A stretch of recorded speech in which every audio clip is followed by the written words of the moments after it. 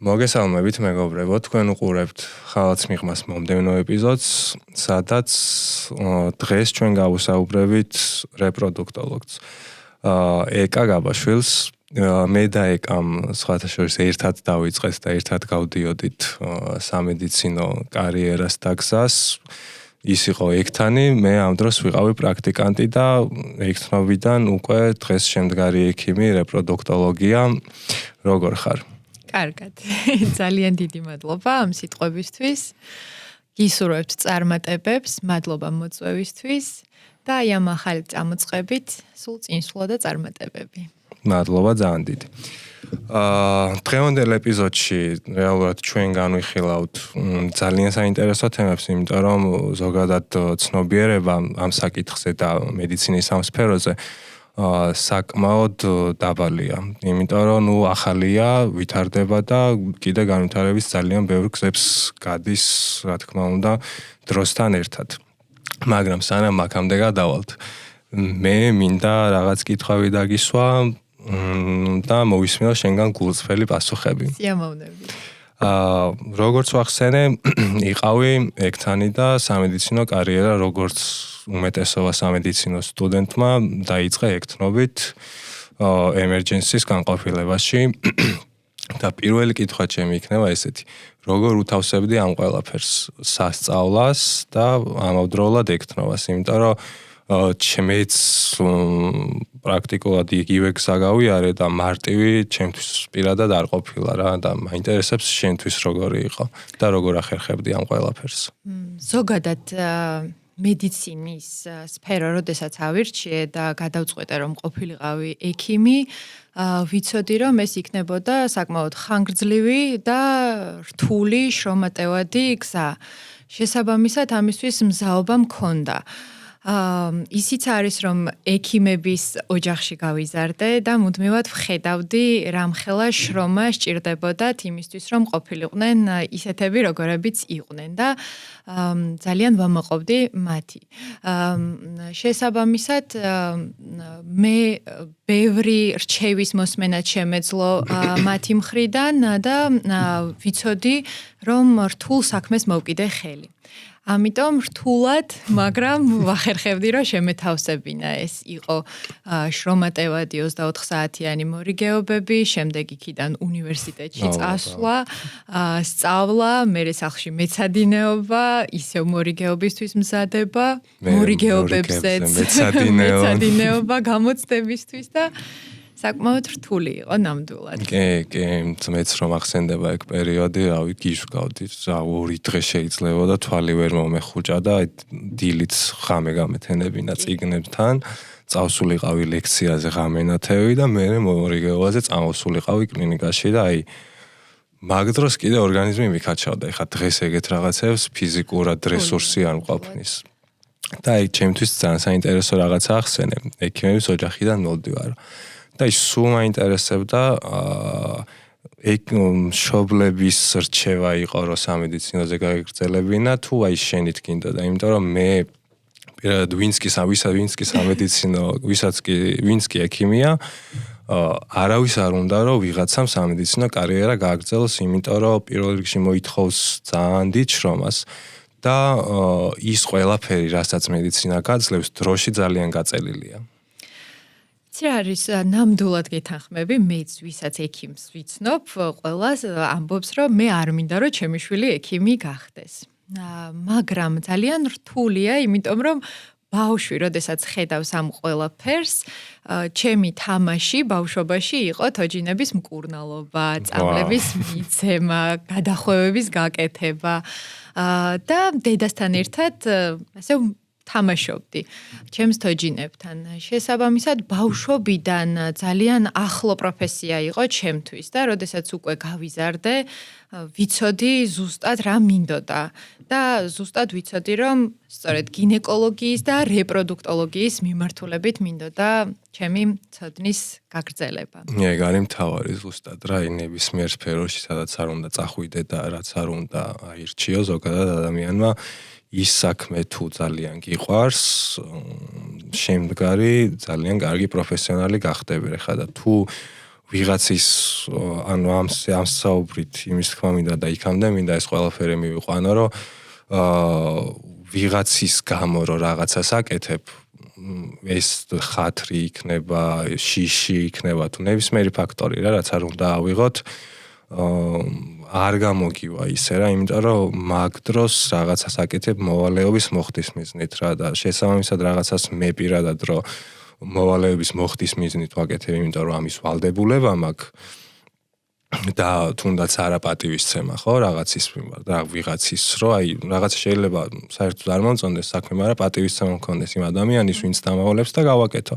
მაგრამ როცა მარტო ის გაქვს, რომ აი ვიღაცის ხათრით, ვიღაცის დავალებით აკეთებ, ვიღაცამ გითხრა, ვიცი რა შენ ექიმი უნდა გახდე რა, სხვაგან რო არ წავიდეთ, ამ შემთხვევაში მე უკვე მოვალეობის მოხდის მიზნით რო აკეთებ, ისეთი ხარისხიანი ფიზიკურად ვერ გამოდის რა და მეტყველებს ზუსტად ეგ ყველაფერი, დღეს რაც ხარ და რასაც წარმოადგენ და ზოგადად როგორი ექიმიც დადექი და წინ კიდევ როგორი გზა გაქვს, მე ძალიან მიხარია, იმიტომ რომ ერთად გავდიოდით ამ გზებს, მე რაღაც მიზეზების გამო ჩამოგრჩი, ესე ვთქვათ, მაგრამ დაუბრუნდი და დროებითი არის, კი. და ძალიან მიხარია. მე ესეთი რაღაც მაინტერესებს. რეპროდუქტოლოგი გინდოდა რომ გინეკოლოგი, რეპროდუქტოლოგი გინდოდა რომ გამხდარიყავი თავიდანვე, მაგრამ დაიწყე კარიერა გადაუდებელ დახმარების ემერჯენსში. რა მოგცა ამ ყველაფერმა? იმიტომ რომ იმიტომ გეკითხები ამას, რომ ორი რადიკალურად განსხვავებული სეგმენტი არის მედიცინაში რა.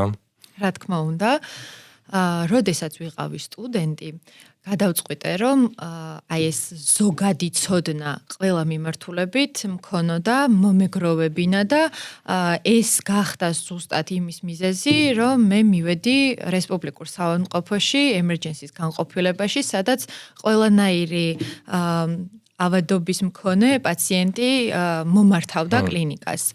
ამას გარდა პირველადი დახმარება ძალიან მნიშვნელოვანია და ექიმისთვის უმნიშვნელოვანესია, რომ ზოგადი ცოდნა ჰქონდეს ყველა მიმართულებით, რაც არ უნდა საბოლოოდ ვიწრო სპეციალიზება გაიაროს. ამიტომ თუნდაც საექთნო გამოცდილება ჩემთვის იყო ძალიან ბევრის მომცემი. დღეს მე შემიძლია რომ პაციენტს გავუკეთო ნემსი, გავუკეთო გადასხმა, ყველანაირი манипуляცია შემიძლია ჩაუტარო, რაც მისთვის საჭიროა და მგონია რომ ექიმს უნდა ჰქონდეს ყველანაირი ტიპის ცოდნა, გამოცდილება და ეს მხოლოდ კარგია და კი და ამასთან ერთად გვასწავლის ურთიერთობებს პაციენტებთან, იმიტომ რომ ემერჯენსში იმდენი ტიპის ადამიანი, იმდენი სირთულის, თუნდაც ხასიათი ავიღოთ რა, დაავადებას რო არ შევეხოთ. ყველანაირი ტიპის ადამიანი რომ მოდის შენთან, თან იმ ადამიანს, რომელსაც რაღაცა ძალიან უჭირს. იმ ადამიანთან საერთო ენის პოვნა, მე პირადად ემერჯენსისთან მიმართებაში გარდა იმისა, რომ პრაქტიკა მომცა, თუნდაც ნემსის გაკეთება, რაღაც манипуляციები, ასე შემდეგ, მასწავლა ადამიანებთან კომუნიკაცია. თან ესე ყოველდღიურად, როცა ადამიანი კარგად არის და სადღაც ბარში გადიხარ, მეგობრს ელაპარაკები, ვიღაცას ელაპარაკები, იმასთან კომუნიკაციაში შესვლა ძალიან მარტივი არის თუ ინტროვერტი არ ხარ, რა თქმა უნდა. კი. მაგრამ როდესაც ადამიანს რაღაცა უჭირს და მიზანი არის შენი, რომ ის ანამნეზი გაიგო, რეალურად რატო მოხდა, რაღაცებს დაუკავშირო თუნდაც, ხო? და როცა ტკივა და ლაპარაკი არ უნდა და რო გიყურებს და ერთი სული აქვს, რომ დიჯბი თავი გამანებონ ეს ტკივილები მოიხსნას და მაგ დროს რო გიწევს რომ ადამიანი გამოტეხო რაღაცაში, ის 3 დღის წინ რო რაღაცები მოხდა, ის გიტათქმევინო, ასე შემდეგ, თან ისე რომ არ გააბრაზო, მიზანი ეგ არის რომ არ გააბრაზო და მისგანაც ისეთი ემოციები მიიღო რა. ნორმალ დადებიც ვერ მიიღები, იმიტომ რომ ტკივა, მაგრამ ნორმალური, ადეკვატური ემოციები მიიღო მისგან რა. ეს ყველაფერი რომ მომცა მე ემერჯენსიმ, ამისთვის ძალიან მადლიერი ვარ. კი, ნამდვილად ძალიან სწორი აქცენტი გააკეთე, პლუს ამას ემპათია, რომელიც ძალიან მნიშვნელოვანია ექიმისთვის და ის ურთიერთობები, რომელზეც შენ გაამახვილა ყურადღება. კი, ზუსტად. და რა მაინტერესებს ეგ აიცი, რეალურად ექცნობის დროს რა გამოცდილებაც მიიღე, მე ცოდნა დავგვიანებით რომ მიგეყო თუნდაც რა. და სწავლისთვის უფრო მეტი დრო დაგეთმო სიტყვაზე, აი მოდი ესე დავალაგოთ. უფრო სწორი იქნებოდა დღევანდელი შენი განმოსახედიდან, თუ აი ეხლა როგორც გაიარე სამედიცინო გზა. იმიტომ გეკითხები ამას, რომ ჩემ თავზე რო ვილაპარაკო, და სასაცილო ისტორიასაც გავიხსენებ, რომელიც მე და შენ გვაქვს შემთხვევები, რომელიც შენ შეიძლება არც გახსოვდეს, უბრალოდ მე მაქვს ჩარჩენილი რა.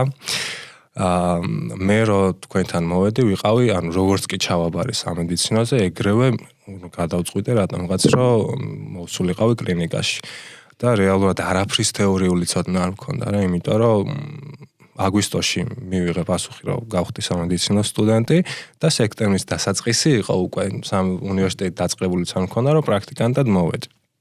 რაც ცოტა დღევანდელი გადმოსახედიდან ცოტა რეზონანსია, იმიტომ რომ რეალურად არაფრის ცოდნა არ გაქვს და მაგ პერიოდში როცა პრაქტიკანტი ვიყავი, პირდაპირ მნიშვნელობით პრაქტიკანტი ვიყავი რა, ანუ არანაირი ის არ მქონდა, რა ქვია, გამოცდილება და არ მქონდა სამედიცინო წიგნი გადაშლილი, იმიტომ რომ ფიზიკურად ჯერ სტუდენტი არ ვიყავი და არ მქონდა სწავლა დაწყებული და ვიყავი პრაქტიკანტი და ვიღებდი პრაქტიკებს და ნუ მე რო დავიწყე, რეალურად ისედაც ახალ ცხოვრებას ვიწყებდი. სკოლიდან სტუდენტი გავხდი და რეალურად სწავლის სტილიც იცვლება რა მაგ დროს, იმიტომ რომ სკოლაში სულ სხვა რაღაცას აკეთებ, შეიძლება სულ არ ისწავლა და ვიცით ახლა რა ხდება, შეიძლება სულ არ ისწავლა და ნუ საბოლოოდ მაინც დაამთავრა ხო სკოლა და უნივერსიტეტში ეს არ ხდება. უნივერსიტეტში ამას არავინ არ გაგიკეთებს და ძალიან ბევრი შრომა გიწევს. და რეალურად მომიწია ძალიან დიდი შრომის ჩადება უნივერსიტეტში და ამასთანავე მორიგეობებზე სიარული და პრაქტიკების მიღება. რამაც ძალიან გადამხალა რა, აი პირველი სემესტრი მახსოვს ჩემი რომ ფეხზე ვერ ვიდექი და აი შუალედურები რომ მოვიდა და აი ქულები რომ მართლა მივხვდი რომ დასაგროვებელი მაქვს თურმე და ამ შემდეგ მაგრად გამიჭირდა. და რეალურად იმიტომ უსვავი ხა ამას ხას რომ უკვე ქირურგებთან რო გადავედი, მე პირველი კურსი დამთავრებული მქონდა, რაღაც ცოდნა მიღებული მქონდა, მაგრამ პირველი კურსის ცოდნა რეალურად კლინიკისთვის არაფერი არ არის რა, იმიტომ რომ მან ისეთ საგნებს გადიხარ, ბაზისურ საგნებს, რომ აი მე უკვე რაც გჭირდება, რომ ისინი მარტივად აითვისო. მე და შენ შეგვემთხვა ესეთი რაღაცა, რომ აი უკვე ქირურგებთან ვარ გადასული და შემოვიდა პაციენტი მახსოვს, პერფორაცია იყო, ხო? პერფორაცია არის მოკლედ ღრუ ორგანოს გარღვევა, ნუ ხშირ შემთხვევაში კუჭი ან 12 გოჯა ნაწლავი იწვევს, რა გამომწევი არის ძირითად შემთხვევებში წყლული ხოლმე. და მეკითხები შენ დეფანსი არისო და აი მეთქი რა არის იმ მომენტში ჩემთან მაგ დეფანსი და აი მანდ მივხვდი რომ მე ძალიან ადრე დავიწყე ყველაფერი.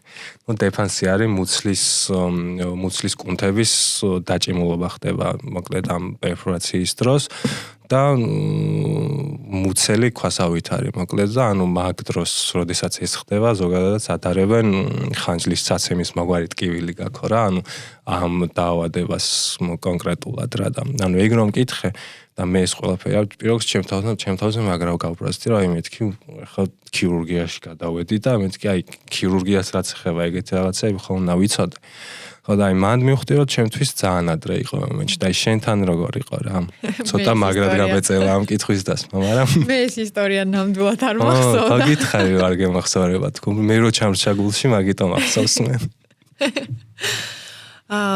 მე როდესაც მორიგეობები დავიწყე და პრაქტიკები დავიწყე, ვიყავი მესამე კურსზე და ვფიქრობ რეალურად ყველაზე კარგი დრო იყო, იმიტომ რომ უკვე ის რაღაც საბაზისო ცოდნა მქონდა, შემდგომ უკვე როდესაც კლინიკური საგნების, კურაციების გავლა დავიწყეთ, მაშინ შემოვედი, ასე ვთქვათ, უკვე კლინიკაში და ჩემთვის იყო ძალიან ინფორმატიული და უფრო სწრაფად ვითვისებდი თეორიულ ნაწილს, იმიტომ რომ იყო, ვთქვათ, ამა თუ იმ კურაციაში რაიმე დაავადებას ხსნიდნენ, რაც მე უკვე ნანახი მქონდა, ან უკვე წაკითხული და შემდგომ ნანახზე უფრო მარტივად აღვიქვამდი ამ ყველაფერს და ეს ძალიან დამეხმარა. ვფიქრობ ნამდვილად პირველი კურსი რთული არის პირველი კურსის შემთხვევაში და ცოტა ადრე არის, იმიტომ რომ ჯერ ისედაც შეგუება, სჭირდება ნამდვილად როგორც აღნიშნე, ახალი ცხოვრების დაწყება, ახალი სწავლის მეთოდიკის სწავლა და უცებ კლინიკური დატვირთვა ცოტა რთულია ნამდვილად. თუმცა დასაფასებელია შენი სურვილი და мотиваცია. კი. მაგრამ რას ვიზავთ? ნუ იმ მომენტში ეგრე ფიქრობ რა, ეხლა დღევანდელი გაზმოსახლიდან კი ვიცი რომ ეგ ჩემი მხრიდან არასწორი ნაბიჯი იყო რა, მოდი ესე დავარქვევ, იმიტომ რომ მე რო ეგ რესურსი სხვა ეგ რესურსი რასაც მოვიგებდი პირველ კურსზე სხვა რაღაცაში ჩამედო, სწავლაში ჩამედო, მოდი სხვა რაღაცაში, ანუ რას მოვაკელი იმ მომენტში სწავლას, ხო? პირდაპირ ვთქვათ და მე მომიწია რაღაცეებში, იმიტომ რომ ხარ როგორც პირველ კურსზე რო ხარ მორიგეობებზე ხარ ისედაც სწავლა მარტივი არ არის რა, იმიტომ რომ აი სამედიცინოზე ის საგნები ბაზისური რაც არის ანატომია, ფიზიოლოგია, ის ბიოქიმია და რაც მართლა გჭირდება, მაგ ამბებს რო დაეწიო, თავიდან იმ ხელაში რომ ისჩადება, გიწევს რეალურად რა, იმიტომ სკოლაში არ გიწევს მაგ რომ ისჩადება. თან არც არავინ არ გაძალებს უნივერსიტეტში რომ ეს უნდა ისწავლო რა, შეიძლება ისწავლი, არ ისწავლი, პრობლემები შეგექმნება. თუ სტუდენტობაში არა, მერე. ან ისეთ პროფესიას მოვკიდეთ ხელი, რომ აუცილებელი იყო უკვე ძალიან კარგად ყველაფრის სწავლა, იმიტომ რომ იქ შეცდომების დაშვების უფლება ნაკლებად გვაქვს. და მე შეცდომა შეიძლება ძალიან ძვირად დაგვიჭდეს სუსტად. შენ ხარ ადამიანი იმ პროფესიის ექიმი, მოდი ეს დავალაგებ.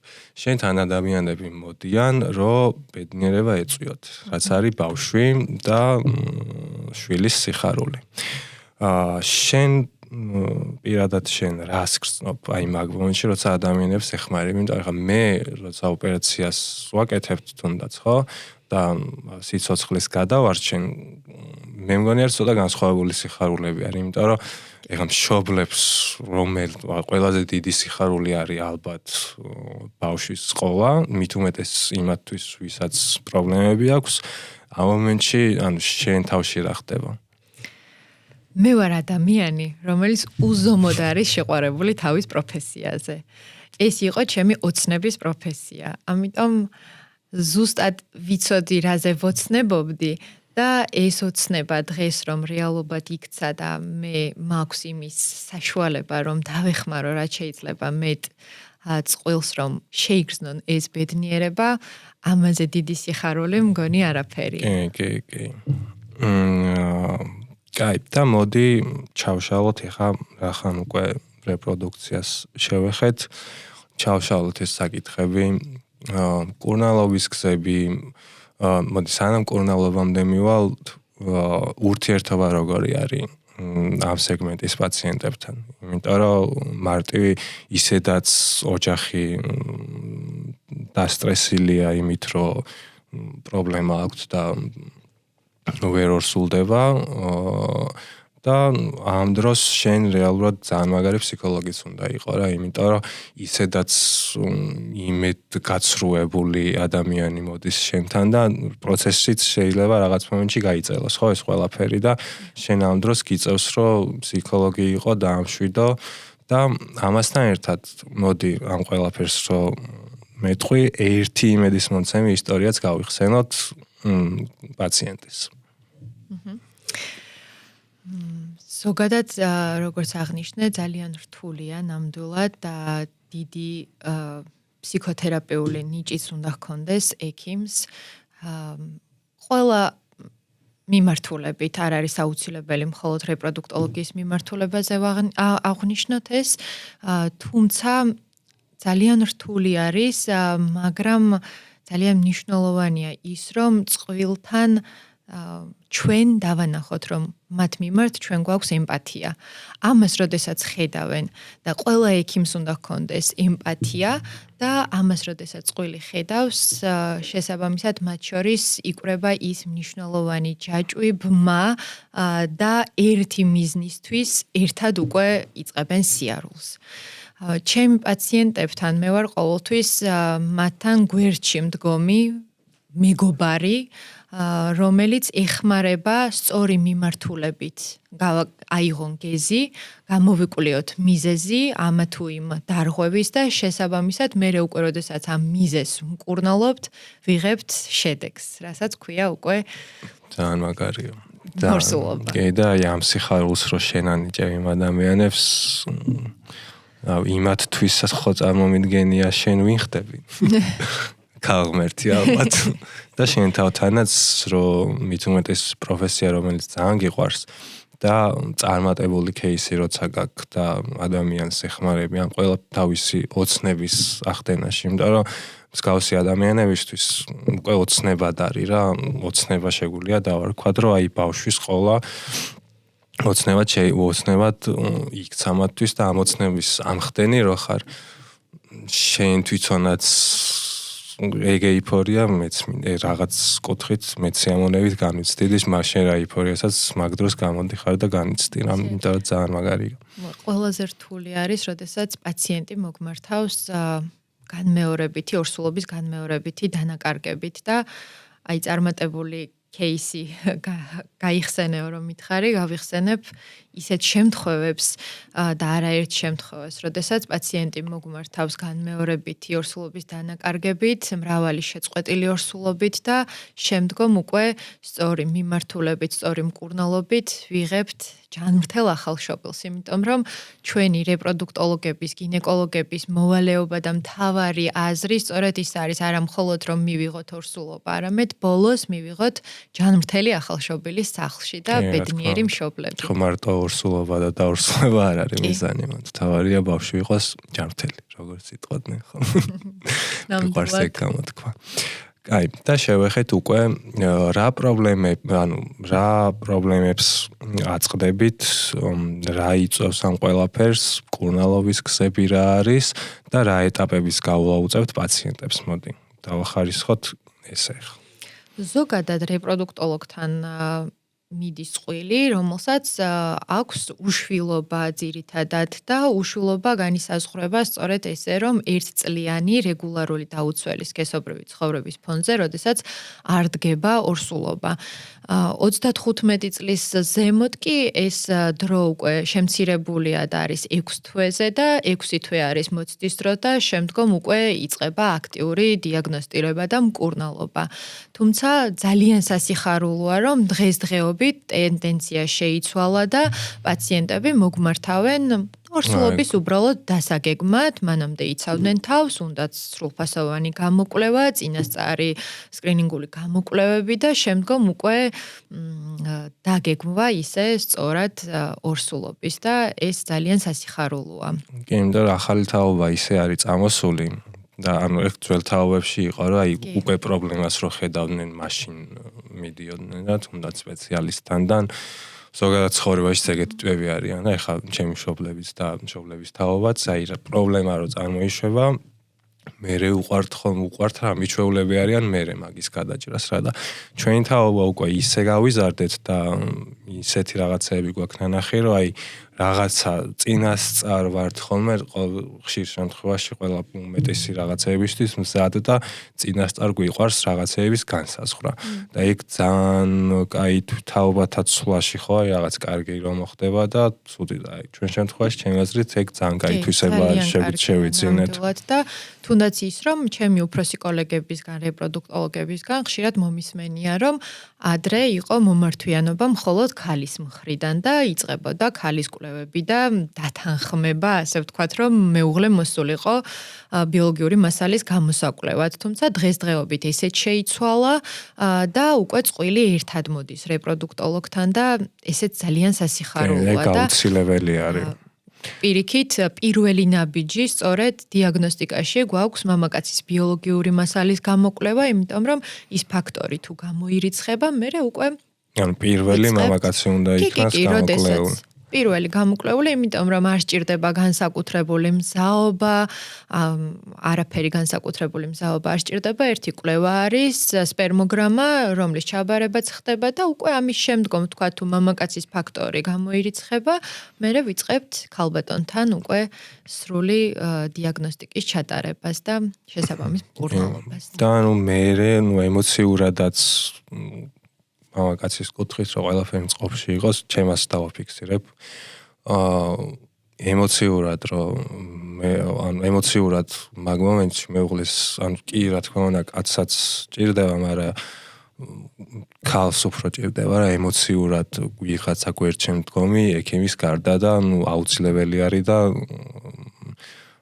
მასთი სავალდებულოც ნამდვილად უნდა იყოს რომ ვალდებულ კაცი უნდა თვლიდა თავს ვალდებულად რომ გვერდში ედგე ადამიანს, შენ გვერდზე მყოფ ადამიანს გვერდით და თუნდაც ფსიქოლოგიურად, მენტალურად შენ შეიძლება ვერაფერი გააკეთო, მაგრამ შენი გვერდში დგომა ეგ უკვე საქმე არის რა და მიხარია თუ ეგრე არის მართლა. კი, დღეობით ესე არის შეიცვალა და ნამდვილად სწორედ ესე არის, რომ წყვილის ვთქვათ უშვილობის ფაქტორი არის ორივესი, ანუ საერთო გამოწვევა არის, არ დავარქმევ პრობლემას და შესაბამისად ორივე ერთად დგას ამ გამოწვევის წინაშე და ჩვენ მათი ასე ვთქვათ დამხმარე რგოლი ვართ. რომელიც ვეხმარებით. სპერმოგრამის გარდა რა უკვე კაი კაცზე გავიარეთ რომ ეს ერთი კვლევა გვჭირდება იმისთვის რომ დავადგინოთ კაცში არის რაღაცა მოსაგვარებელი თუ არა. უკვე ქალებზე რო გადავ სპერმოგრამა ნორმაშია. უკვე გადავდივართ ქალის მკურნალობაზე, ქალი პაციენტის მკურნალობაზე. რა თანამედროვე მკურნალობის გზები გვაქვს და რა ეტაპები არის? პირველ რიგში დიაგნოსტიკის თვალსაზრისით რომ გამოირიცხოს რომელიმე ფაქტორი ან დიაგნოსტირება მოხდეს თუ რა რგოლში და რა ფაქტორში გვაქვს ცვლილება და იმის შედეგად უკვე იგეგმება სამოქმედო გეგმა და მკურნალობის ტაქტიკა. ისაზღვრება ქალის საკვერცხის რეზერვი, ჰორმონალური ბალანსი, როგორი არის ოვულაცია, ძალიან მნიშვნელოვანია რომ ოვულაცია განისაზღვროს, ოვულირებს თუ არა.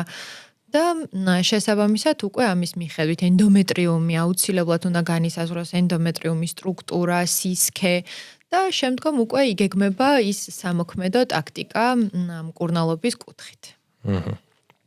და შენ ამ მკურნალობის პერიოდში მოდი ესეთ კითხვას დაგის, აი რა სისურვებდი, რა უფრო მეტად ესმოდეთ შენ პაციენტებს, იმიტომ რომ დროში ეს ყველაფერი ერთ დღეში და ორ დღეში არ გვარდება რა. მე პირადად ჩემი გადმოსახედიდან ეხა იმას ვფიქრობ, რომ აი დროის ამბავში, რომ მე მგონია რომ ერთ და ორ დღეში უნდათ და აი შენ ეგ გამოწვევა მე მგონია გექნება, შენ რა გამოწვევა გექნება, ეს ჩემი აზრია. ანუ აი შენ რა როგორც რეპროდუქტოლოგს, აი რა სისურვებდი რომ უფრო მეტად ესმოდეთ, როცა პაციენტები მოდიან შენთან, კაცებს და ქალებს. იცი რა არის, აი ხლა ყველაზე მეტად და ყველაზე აქტუალურად, რაზეც საუბრობთ, არის საკვერცხის რეზერვი. ვინაიდან 21 საუკუნეში ქალი ბევრად უფრო თვითრეალიზებულია, მეტად ორიენტირებულია კარიერაზე, განათლებაზე, რაც ვიტყოდი, რომ ძალიან სასიხარულოა, თუმცა ფიზიოლოგია, ქალის ფიზიოლოგია არის ისე მოწყობილი, რომ რეზერვი საკვერცხის არის შემცირებადი, ამოწურვადი და ამის შესახებ ვისურვებდი, რომ ყველას ჰქონდეს ინფორმაცია. დღესდღეობით ძალიან აქტიურად დავიწყეთ რეპროდუქტოლოგებმა ამის შესახებ საუბარი და ძალიან გახშირდა მომართვიანობა საკვერცხის რეზერვის შეფასების მიზნით. ვინაიდან აი დედრობითი სქესის ახალშობილი, როდესაც იბადება, მას აქვს მილიონობით მუცლადყოფნის პერიოდიდან მოყოლებული მილიონობით ფოლიკული, კვერცხუჯრედი, რომელიც დროთა განმავლობაში ატრეზიას განიცდის. შემდგომ, როდესაც მენარხეს პერიოდი იწყება და მენსტრუაცია ეწყება, ხმაყურებლის ენაზეც რა აღხსნათ. მენარხე არის, როდესაც პუბერტატულ პერიოდში იწყება გოგონას ცხოვრებაში მენსტრუაციის ფაზა, იწყება ეს ციკლურობა, ფოლიკულის ზრდა, გასკდომა, ოვულაცია, ანუ მერე მენსტრუაცია ისევ და შესაბამისად ეს იკარგება დროთა განმავლობაში და ძალიან სწრაფად იწყებს კლევის პროცესს 30 წლის ზემოთ. 35 წლის შემდეგ კი ეს უკვე უფრო სწრაფი პროცესი არის და 35 წლის შემდეგ არამხოლოდ საკვერცხის რეზერვი, ანუ რაოდენობა კვერცხუჯრედების, არამედ მათი ხარისხიც იცვლება და ზიანდება ხარისხი და სწორედ ამიტომ არის გახშირებული 35 წლის ზემოთ ქრომოსომული აბერაციების, ანუ ცვლილებების, ქრომოსომული დარღვევების რისკები ახალშობილებში და ამის შესახებ ვაწვდით მაქსიმალურად ყველას ინფორმაციას, რომ გქონდეთ, რომ აი 30 წლის ასაკში, ვთქვათ, უახლოესი 5 წლის განმავლობაში თუ ქალი არ გეგმავს ორსულობას, მნიშვნელოვანია, რომ შეაფასოს საკვერცხის რეზერვი და ამის მიხედვით უკვე დაგეგმოს თავისი რეპროდუქციული პოტენციალი. საინტერესო. რეალურად ამ პოდკასტით მეც ბევრ საჭირო ინფორმაციას ვიღებ. კაია, თუ მარკეტინგი სწორად მუშაობს, მოდი ესე დავარქვათ რა, იმიტომ რომ ხალხის ყურამდე რომ ეს ინფორმაცია ჯანსაღად მიიტანოთ, მით უმეტეს ახლა ინფორმაციული ვაკუუმი იმდენად ახალია ეს ყველაფერი რა, ინფორმაციუნდობა, უნდობლობის ფაქტორებიც დარწმუნებული ვარ, რომ ერთვება რა და აი მაგ კვერცხუჯრედის გაყინვაზე რამე ეგეთი უნდობლობის ფაქტორი ხო არ გქონიათ ისტორია რაღაცა არა, უფრო იყო ინფორმატიულობის და აი ექიმთან მიმართვიანობის ნაკლებობა, თუმცა ვიტყოდი, რომ ესეც იცვლება დროთა განმავლობაში, იმიტომ რომ ამაზე აქტიურად დავიწყეთ რეპროდუქტოლოგებმა საუბარი და მომართვიანობა შესაბამისად გაიზარდა, რომ დღეს გვაქვს ის დიდი ფუფუნება, ვიტყოდი, რომ დამხმარე რეპროდუქციული საშუალებით ჩვენ შეგვიძლია, რომ აი ეს რესურსი გავაჩეროთ, გავყინოთ და შემდგომ უკვე გამოიყენოს ქალბატონმა მაშინ, როდესაც სასურველი ორსულობისთვის არის მზად, იმიტომ რომ აი ეს ძალიან მნიშვნელოვანია, რომ ვთქვათ, თუ 33, 34 ან 35 წლის ასაკში განისაზღვრა, რომ არის დაბალი რეზერვი, აუცილებელი არ არის, რომ დროულად დაგეგმოს ორსულობა, შესაძლებელია, რომ გაყინოს ბიოლოგიური მასალა, ეს იქნება კვერცხუჯრედის სახით, ემბრიონის სახით, თუ როგორი სახით და ამის მიხედვით უკვე შემდგომ სასურველ დროს შექმნას ემბრიონი გაყინული კვერცხუჯრედით ან მიღებული ემბრიონი გადაიტანოს უკვე საშვილოსნოს ხრუში და მიიღოს სასურველი ორსულობა. ძალიან მაგარია. მაგრა განვითარდით რა. კი, იმიტომ რომ დღესდღეობით ძალიან ბევრი მომართავს, თუნდაც ყავს მეუღლე, არა მარტო ხელა ქალბატონი, ყავს მეუღლე, თუმცა არ გეგმავს უახლოესი 8 წლის განმავლობაში, 5 წლის განმავლობაში ორსულობას და შესაბამისად იმ შემთხვევაში თუ არის დაბალი ოვარიული რეზერვი და ქალს ყავს პარტნიორი, უმჯობესია რომ გაიყინოს ემბრიონი, იმიტომ რომ ემბრიონი ბევრად უფრო ძლიერია ვიდრე კვერცხუჯრედი. საინტერესოა. რეალურად დარწმუნებული ვარ, რომ ამ ინფორმაციით კიდევ ბევრ ოჯახს იმედი მაქვს, ბევრ ოჯახს დავეხმარებით და რაღაცამდე მივყვნენ. მოდი, მაინტერესებს კიდევ ერთ საკითხს მინდა შევეხოთ, რაც არის პაპილომავირუსი. პირველ რიგში მოდი გასაგებენაზე ავხსნათ, რა არის ეს პაპილომავირუსი და შემდეგ უკვე გავაგრძელოთ. ადამიანის პაპილომავირუსი არის სქესობრივი გზით გადამდები ყველაზე ხშირი ვირუსი, ინფექცია, რომლის მრავალი ტიპი არსებობს და მათგან არსებობს ისეთი ტიპები, რომელსაც ონკოგენურ ტიპებს ვუწოდებთ, რომელსაც შეუძლია გამოიწვიოს ონკოლოგიური ცვლილებები და ყველაზე ხშირად საშვილოსნოს ყელის კიბო. ამის პრევენცია დღესდღეობით გვაქვს ძალიან მაღალ დონეზე და დამეთანხმები, რომ დღეს მედიცინა უფრო მეტად დგას პროფილაქტიკურ კვლევებზე და პროფილაქტიკაზე ვიდრე მკურნალობაზე, იმიტომ რომ იმდენად კარგად არის დღესდღეობით ადამიანის პაპილომავირუსის საწინააღმდეგო, ანუ პროფილაქტიკური, როგორც კვლევები, ასევე ვაქცინაციაც არსებობს და შესაბამისად ჯანდაცვის მსოფლიო ორგანიზაცია ამბობს, რომ ძალიან ახლო მომავალში საერთოდ აღარ იარსებებს საშვილოსნოს ყელის კიბო. იმ შემთხვევაში თუ პაციენტები დაიცავენ ამ მნიშვნელოვან რეკომენდაციებს, რომ წელიწადში ერთხელ საშვილოსნოს ყელის სკრინინგული კვლევა, პაპილომავირუსის ტიპირება, თუ რომ განისაზღვროს რომელი ტიპის დარღვევა არის საშვილოსნოს ყელის დაზიანება და ასევე ვაქცინაცია. ძალიან სასიხარულოა, რომ ვაქცინაცია შესაძლებელია უფასოდ, არის 9-დან 14 წლამდე გოგონებში, არის 2 დოზა, ხოლო 15-დან 45 წლამდე უკვე 3 დოზას მოიცავს ეს და გარდასილ 9, რომლითაც შესაძლებელია ვაქცინაცია და ადამიანის პაპილომავირუსისგან თავის დაცვა.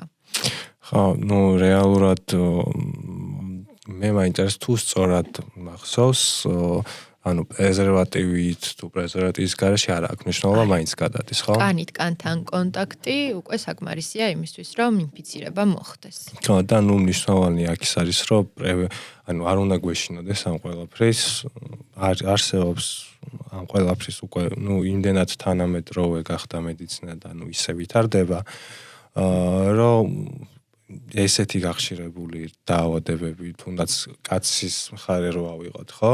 პროსტატის კიბო, იქნება პაპილომავირუსი და ასე შემდეგ, იმდენად წამოსული არის ეს პრევენციული გზები, მკურნალობა არა, პრევენციული გზები, რომ ამ ვაქცინაციით შეგვიძლია ეს ყველაფერი საერთოდ გავაქროთ და ამ ყველაფრისთვის ჩვენ გვჭირდება მხოლოდ და მხოლოდ ექიმთან მისვლა და კაცის შემთხვევაში სკრინინგი, ქალის შემთხვევაში სკრინინგი, ვაქცინაცია, სკრინინგი ძალიან მნიშვნელოვანია. მესმის რომ ძალიან რუტინული და დამღლელი რაღაცა არის, ხა ჩემთვისაც პირადად ყოველ წელს, ანუ ერთი წლის შუალედში რო არ გავაკეთო რა, ეხლა ერთ სტომატოლოგთან ჩაწერა ხო ყველა ვიცით რამდენად რთული რაღაცა არის, მით უმეტეს თუ კარგ კლინიკაში მიდიხარ, შეიძლება ერთი თვე თვენახევარი ადგილი არ ქონდეს, ხო, იმ სტომატოლოგს და აი ამ დროს რო წერს, რომ აი ამ დროს ჩამწერეს და იმ ჯერ პირველში ხო მავიწყდება, სულ მავიწყდება მართლა, რომ აი მე სტომატოლოგთან მიწინა დღეს მერაკავენ და მე უცბად შეიძლება ისეთი რაღაცები მქონდეს დაგეგმილი, საერთოდ ვერ მივედე რა და ესე წინასწარ დაგეგვაც ამ შემთხვევაში საერთოდ არ არის საჭირო, უბრალოდ წელიწადში რაღაც ზაფხულის რაღაც პერიოდი რო გამოვყოთ თუნდაც პირობითად იმისთვის რომ ჩვენ ეს ყველაფერი გავაკეთოთ თუნდაც ქალბატონებმა რაღაც 40 წელს ზევით და მამაკაცებმაც ამ შემთხვევაში ჩვენი პრევენციისთვის, ჩვენი ჯანმრთელობის პრევენციისთვის ეს იქნება ძალიან შეიძლება ისე ჩაიაროს ამ ცხოვრებამ რომ საერთოდ არც გქონდეს ხო არაფერი, მაგრამ ვაიდა მოდი ესე ვიტყოდი რომ წელიწადში ის 1-15 წუთი გინეკოლოგთან ვიზიტი და ამ კვლევების ჩატარება არ არის ისეთი რთული და ამიტომ ნამდვილად ძალიან მნიშვნელოვანია და რეალურად მართლაც სწორედ ეს არის რომ სოფლიო გვეუბნება თუ ჩვენ აი ამ რეკომენდაციებს დავიცავთ და მიუყვებით ძალიან მალე საერთოდ აღარ იარსებებს ონკოლოგია საშვილოსნოს ყელის და ეს გვექნება დამარცხებული. ძალიან მაგარია.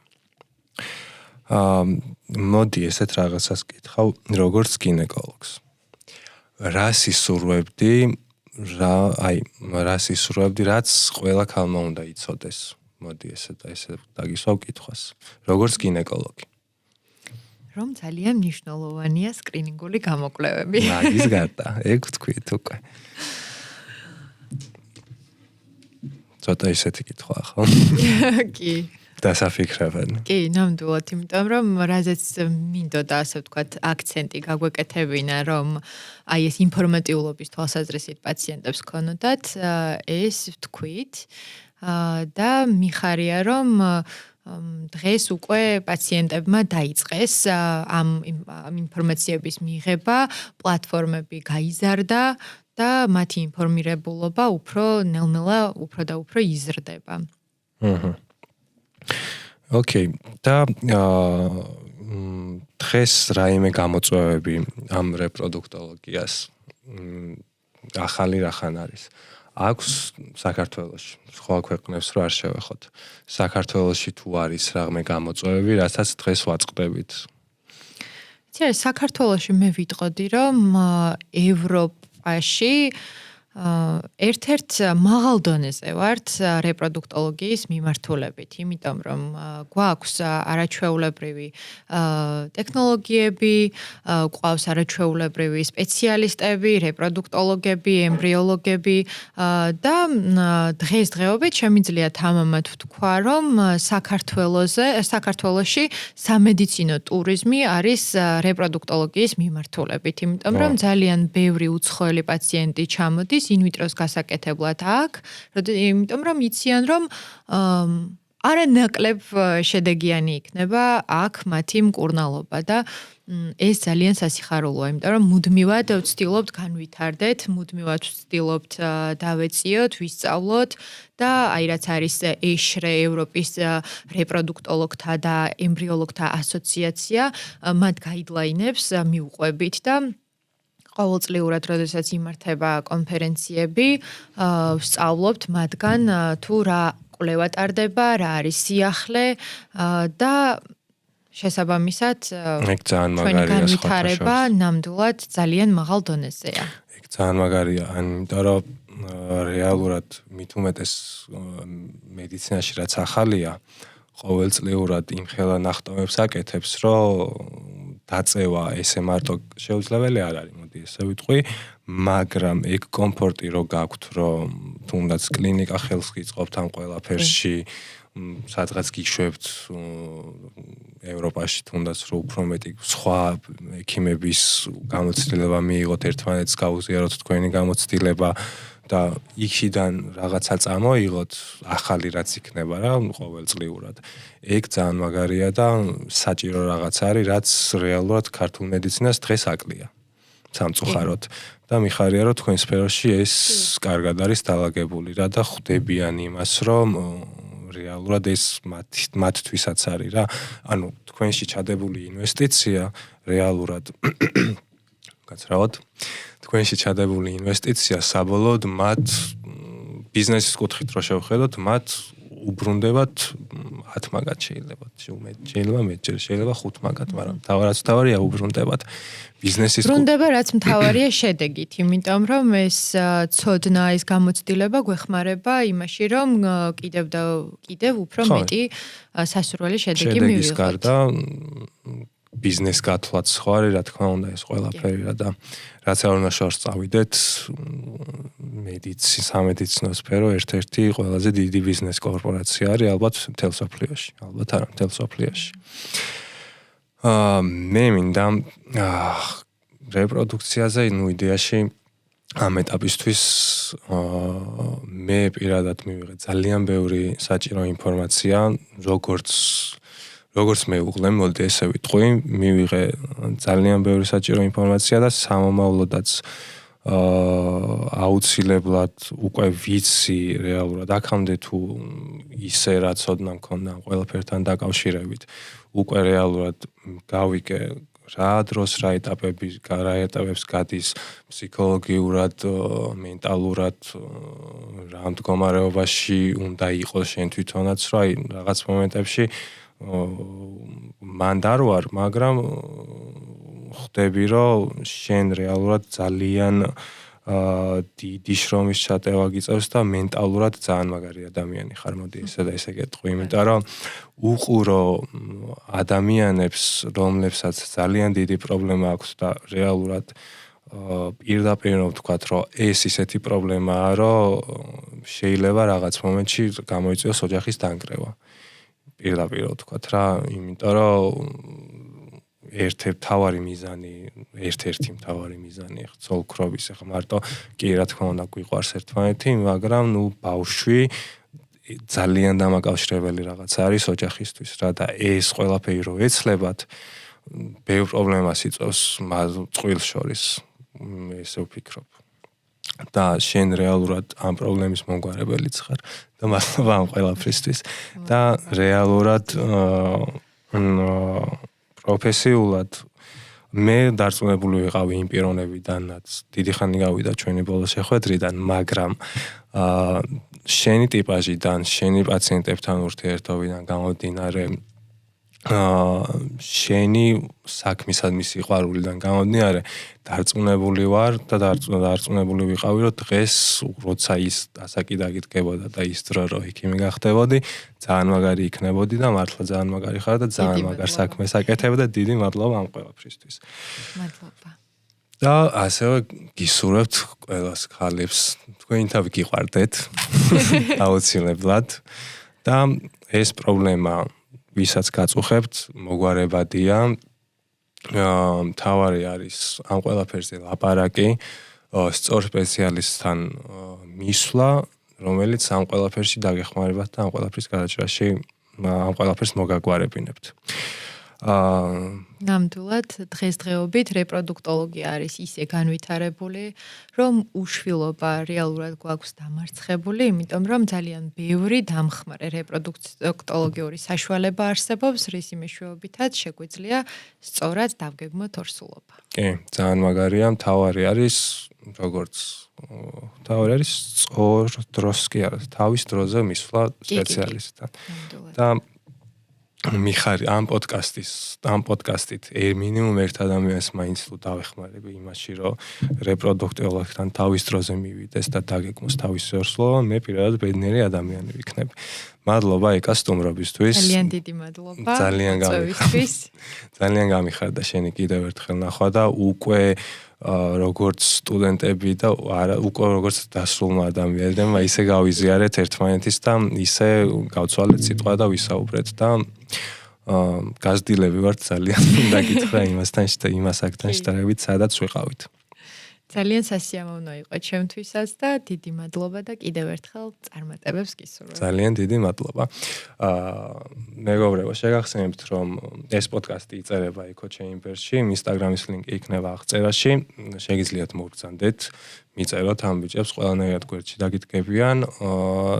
თქვენგან საჭირო არის მხოლოდ კარგი იდეა.